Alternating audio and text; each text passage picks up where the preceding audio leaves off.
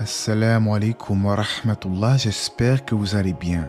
Allah nous dit dans le Coran, dans le sens du verset, « L'échéance du règlement de leur compte approche pour les hommes, alors que dans leur insouciance, ils s'en détournent. Aucun rappel de révélation récente ne leur vient de leur Seigneur sans qu'ils ne l'entendent en s'amusant, leur cœur distrait. » La plupart des gens sur Terre vivent dans l'insouciance. Ils vivent comme s'ils n'allaient jamais mourir et négligent bien trop souvent leurs questions existentielles. La plupart du temps, leur préoccupation dans la vie consiste à vouloir se marier, fonder une famille, gagner beaucoup d'argent et rechercher une promotion pour leur travail, voire même défendre une idéologie quelconque. Mais malheureusement, l'être humain ne se préoccupe nullement du danger le plus grave qui le guette, le feu de l'enfer. Beaucoup pensent que l'enfer est une chose abstraite, conçue par l'homme afin de faire peur aux croyants.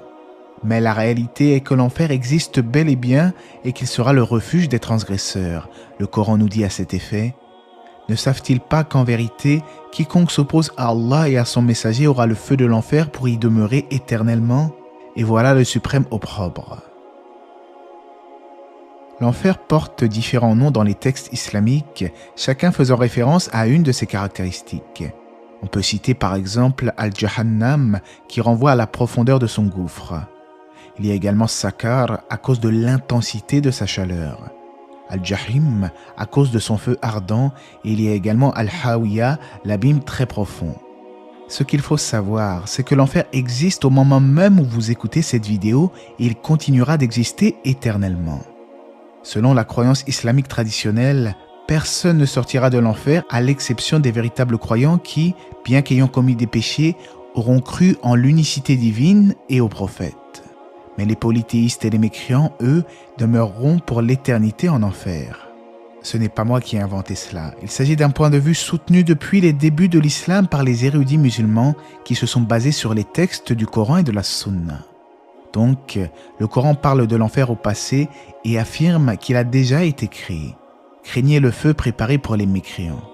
Quant à son caractère éternel, il est prouvé par de nombreux versets coraniques. Par le passé, un groupuscule d'érudits musulmans avait émis l'hypothèse que l'enfer finirait par connaître une extinction en prétendant que ses occupants y resteront certes éternellement, mais aussi longtemps que l'enfer existera. Comment une telle interprétation pourrait-elle être juste? Si ses occupants y resteront éternellement, l'existence de l'enfer doit elle aussi être éternelle. Cheikh Al-Husaymin dit à ce sujet, « Cette divergence attribuée à un groupuscule de savants est rejetée à cause de son opposition au texte clair que tout croyant doit accepter. Celui qui s'y oppose sur la base d'une ambiguïté peut être excusé par Allah. Cependant, celui qui réfléchit à fond sur les textes tirés du livre de la Sunna comprend que l'avis qui le confirme est la vérité dont l'on ne doit pas s'écarter. » Un écrivain musulman avait proposé de son côté que les habitants de l'enfer finiront par s'habituer au supplice, mais à ma connaissance, cette information n'est pas prouvée par un texte islamique. Allah dit dans le Coran au sujet des gens de l'enfer, « Ils voudront sortir du feu, mais ils n'en sortiront pas, et il y aura pour eux un châtiment permanent. » Parmi les descriptions connues de l'enfer, on sait que des anges rudes se chargent d'être les gardiens de ce lieu terrible. Je le lancerai dans le feu intense de Sakar. Et qui te dira ce qu'est Sakar? Il ne laisse rien et n'épargne rien. Il brûle la peau et la noircit. Ils sont 19 anges à veiller dessus. Bien entendu, nul parmi les habitants de l'enfer ne pourra avoir le dessus sur un de ces anges afin de parvenir à s'échapper. Ce n'est pas Prison Break. Un seul de ces anges serait capable de venir à bout de toute l'humanité. Mais ceux qui seront dans le feu se tourneront vers les gardiens de l'enfer en disant « Implorez votre Seigneur de nous écourter, fût-ce d'un jour notre tourment. » Concernant l'emplacement exact de l'enfer, à ma connaissance, aucun texte clair en islam n'en fait mention. Ce que l'on sait en revanche, c'est que les dimensions de l'enfer sont assez vertigineuses. Le corps des habitants de l'enfer sera agrandi et leur peau se renouvellera constamment. Le Coran nous dit « Chaque fois que leurs peaux auront été consumées, nous leur donnerons d'autres peaux en échange afin qu'ils goûtent au châtiment. » Comme le mentionnent certains hadiths, leurs molaires auront la taille de petites montagnes et la distance entre leurs épaules sera très grande. L'enfer accueillera tous les infidèles et les pécheurs que l'humanité n'ait connus du début des temps jusqu'à la fin des temps. Le jour où nous demanderons à l'enfer « Es-tu rempli ?» il répondra « Y en a-t-il encore ?» Aussi, au jour de la résurrection, Un très grand nombre d'anges amèneront l'enfer, comme nous l'indique le hadith. Ce jour-là, l'enfer sera amené à l'aide de 70 000 cordes, chacune tenue par 70 000 anges. Il est bon de mentionner également que l'enfer est très profond et a plusieurs niveaux qui diffèrent en chaleur et en châtiment. Chacun est en fonction du degré d'incroyance et de péché de ceux qui s'y trouveront. Allah dit dans son noble livre, « Certes, les hypocrites seront au plus profond du feu de l'enfer. Plus le niveau est bas, plus la chaleur est intense. Comme les hypocrites subiront le pire châtiment, ils seront envoyés au plus bas niveau de l'enfer. » Certains hadiths évoquent notamment qu'une pierre jetée en enfer mettrait à peu près 70 ans à atteindre le fond. De plus, l'enfer est décrit comme ayant plusieurs portes à l'instar du paradis. Allah dit dans le Coran, « Et l'enfer sera sûrement leur demeure promise à tous. Il y a 7 portes et chacune d'elles recevra sa part de damnés. Chaque porte accueillera un nombre prédestiné de damnés. Chacun entrera en enfer en fonction de ses actions et se verra assigné un niveau en conséquence. Lorsque les mécréants seront amenés en enfer, ces portes s'ouvriront, ils y entreront alors et y resteront à jamais. Entrez, leur dira-t-on, par les portes de l'enfer pour y demeurer éternellement. Quelle horrible demeure ultime que celle des arrogants. Conséquemment, le feu se refermera sur eux. Certains pieux anciens étaient saisis de crainte lorsqu'ils passaient devant un four, car cela leur rappelait le supplice de l'enfer. En effet, l'enfer est un lieu de damnation terrible dont le combustible est alimenté par des hommes et des pierres, comme nous l'indique le Coran. Ô vous qui croyez, préservez-vous ainsi que vos familles d'un feu dont le combustible est composé d'hommes et de pierres. Ceux qui n'ont pas cru en Allah seront plongés en enfer et on leur taillera des vêtements de feu. Sur leur tête sera alors versé un liquide bouillant. Il leur sera versé sur la tête, en enfer, un liquide bouillant qui fera fondre leurs entrailles et leur peau. La chaleur intense de l'enfer, de même que la nourriture et les breuvages préparés pour ses habitants, sont relatés dans différentes sources islamiques. Le Coran nous dit « Et les gens de la gauche, qui sont les gens de la gauche? Ils seront au milieu d'un souffle brûlant et d'une eau bouillante, à l'ombre d'une fumée noire, ni douce ni rafraîchissante. » Vous l'avez compris, en enfer, pas de climatisation, pas de ventilateur. Tout ce que les gens utilisaient pour se rafraîchir en ce monde, l'air, l'eau, l'ombre, ne servira nullement en enfer. L'air de l'enfer sera en fait un vent chaud et l'eau sera de l'eau bouillante.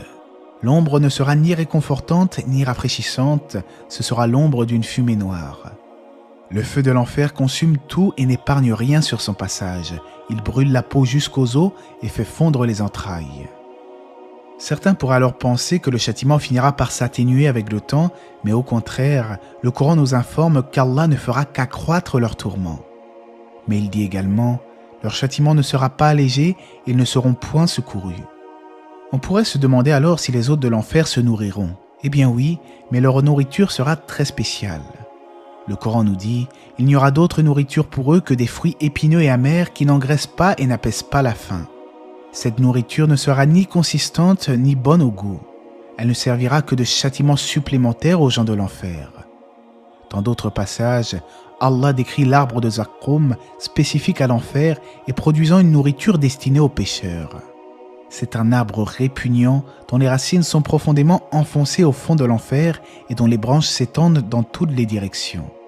Ces fruits affreux sont semblables à des têtes de diable. Certes, l'arbre de Zaqqum sera la nourriture du pécheur, comme du laiton en fusion, il bouillonnera dans leur ventre comme de l'eau surchauffée. Les gens de l'enfer seront si affamés qu'ils mangeront de l'arbre dégoûtant de Zaqqum. Lorsqu'ils s'en empliront le ventre, cela produira un bruit semblable à de l'huile bouillonnante, provoquant chez eux de terribles souffrances. Ils se précipiteront alors pour boire, mais ne trouveront qu'une eau bouillante. Ils en boiront comme en boit un chameau assoiffé, mais ils ne seront jamais désaltérés, l'eau bouillante leur déchirera les entrailles.